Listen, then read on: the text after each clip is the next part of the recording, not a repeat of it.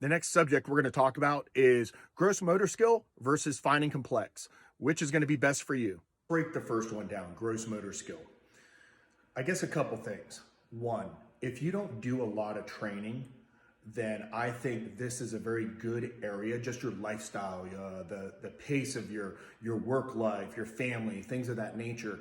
I think that gross motor skills and the way in which you handle firearms is a really good way to go. So we can look at it from two aspects of it when it comes down to gross.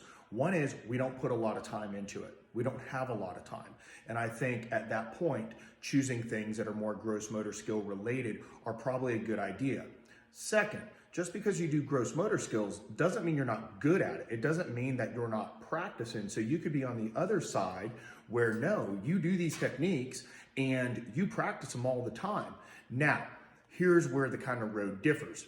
I look at it as when we go into finding complex, we are definitely concentrating on a macro level of every little thing that we're doing to try to trim as much fat off as possible. Meaning I'm looking for a benefit. I'm looking for speed. I'm looking to, if I were to rate myself yesterday, I need to be able to beat yesterday's version of me today. So that's what I look at when we start going into finding complex, and finding complex is going to take us there.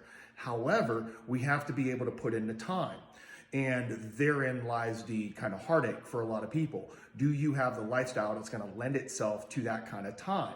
Now, there's a difference with that and the opinion of, well, under stress, I won't be able to do finding complex motor skills. That's something different. And that's what we're going to talk about next, is getting rid of this mentality that you are not going to be able to do finding complex motor skills under stress. So again, gross motor skills, we have the choice of, I don't get to train a lot, so I'm going to kind of keep it simple. Second, I like gross motor skills. I'm just going to be very proficient at it. And then that third avenue, which is finding complex, going into, I'm going to start taking this to another level, but there needs to be a devotion there. And again, we're going to break that down. I'm going to break it into three categories. Generally, the categories in these videos are probably going to be separated. Category is going to be football players, fighter jet pilot, and then a CCT guy. I'm going to kind of break it down and how it relates to us across the board. Let's talk about this on a kind of on a basic level. We have football players, and we look at it from a static perspective of a quarterback. Quarterback takes a ball, throws it back and forth like you're playing catch with your dad. And then that distance gets further and further. And then what we start to do is we start to put it to where that guy stays stationary and the quarterback's on the fly moving either left or right, still has to make that throw.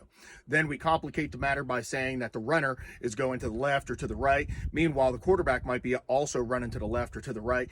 And when we start to look at those throws, they're getting a little more complex now. This isn't just gross motor skill. And we also have to know that there is a group of individuals that sole purpose in life is to destroy this individual, to drive this man's face into the ground, to stand up on national TV because they got a sack. And this could be the winning touchdown for the entire game. And you could have an individual who their plan was, hey, you're going to run X amount of yards this way, you're going to stop, turn around, but that guy got hung up. There was a blitz, guys coming in on a quarterback, and the quarterback's not throwing the ball at where the guy is at, but throwing the ball at where the guy is going to be. There is a level of precision that you cannot argue with that. And let me put it this way. If it was easy, if it was all gross motor skill what this guy was doing, then we would all be doing it. And we're not. That's why we're not playing for the pros. So there is an art in of itself just in regards to football players and performance athletes doing certain fine and complex motor skills that are certainly not gross. Let's look at a fighter jet pilot. A fighter jet pilot is working a lot of different body parts. His feet, right? He's going to work that rudder. His right arm might be working a joystick and his left arm is working a throttle. So technically you have a person who's moving her feet, moving her right hand and her left hand. Now there's buttons on that console as well. Some stuff that switches from guns to missiles to whatever, or switches the kind of HUD that he has up on his screen. And remember, generally he's not alone, which means he has another individual that he has to pay attention to, because if he's doing things at certain speeds, and we're talking maybe over 1,000 something miles an hour, a little bit of maneuver in here, he could burn into the guy next to him. At the same time, let's just say now Sam's picked them up, they start launching missiles. We also have inbound aircrafts. So he's got in the back of his mind and what's in front of him, he's got timing, Timing's an issue. All of a sudden, he's trying to maneuver out of the way really quickly to get out of the way to SAM. So he launches some flares. Next thing you know, he's trying to put himself into a position where he can get behind the aircraft and make that happen.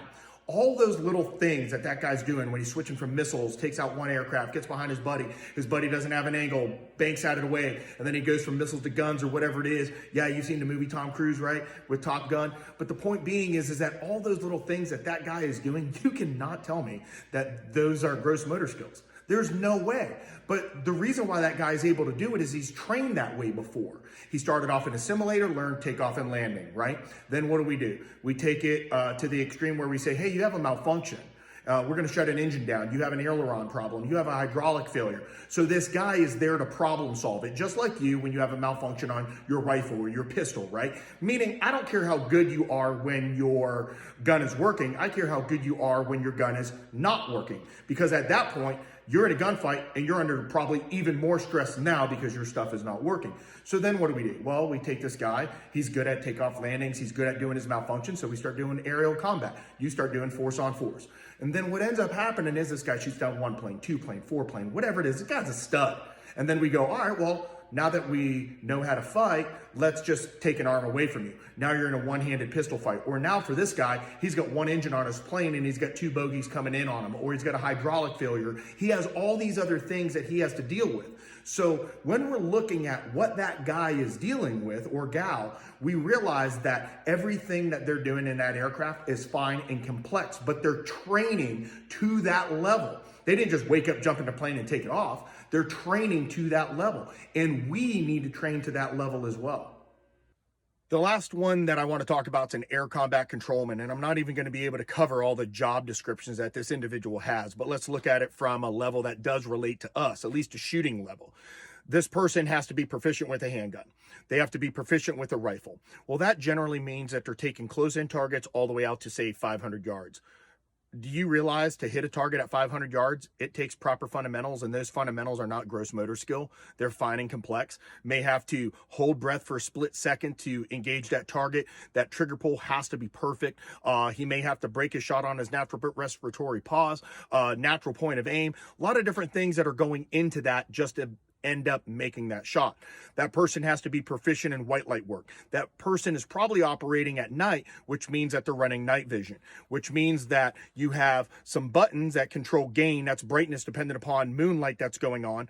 And not only that, but when you go internal, you're probably changing your focus from 25 meters to infinity to now close in, and you got to be able to do that really quickly. And then when you go from internal to external, you got to be able to do that as well. Then you're running a little box on the front of your gun that has a laser, and that laser has a lot of different positions that control low flood, high flood, low IR, high IR, and a mixture of those two as well, along with controlling your flood just in general. So if you look at that job description, there are a lot of little buttons that individual has to do. Of course, speed reload, tack reload, all those normal fundamentals. Then the main reason why he is there is to call in air in the event that you have a small unit going in to do something, and then all of a sudden they start taking fire. That means that this guy's running dual radios, one to the team, one to the aircraft above. That means that this guy knows map coordinates. He knows how to make certain conversation with the aircraft so they have a good understanding of where that team is, because if he's off just a little bit, it's going to get real hot on his location. So all of a sudden something bad happens. This guy's in the middle of it. Speed reload, tack reload, shooting. They're bounding. They're moving back. And as he's running, right, he's calling Viper 4-5, I need you my position right now. The guy responds, be there in 45 seconds. He finishes his speed reload, or did it before. I don't know. Fuck, there's a lot going on apparently, right? Turns around, starts doing an engagement, draws his handgun because he has a malfunction, puts that individual down. Viper's up. He's like, hey, I'm at your location. He's in the middle of holstering, grabbing the mag, ripping it, fixing it. And then all of a sudden, now the guy's like, hey, I don't exactly know where you guys are. I need to make sure you're pointing out the right building to me. So he calls all the guys on the other radios, like, paint IR lasers on that building right now. Next thing you know, boom, airstrike happens. I don't know one thing that we have discussed from this guy parachuting in the darkness of night, running under nods, to the firefight, to the up close, to the small unit tactics, to the pistol, to the rifle, to the map, that is gross motor skill. So expect more from yourself.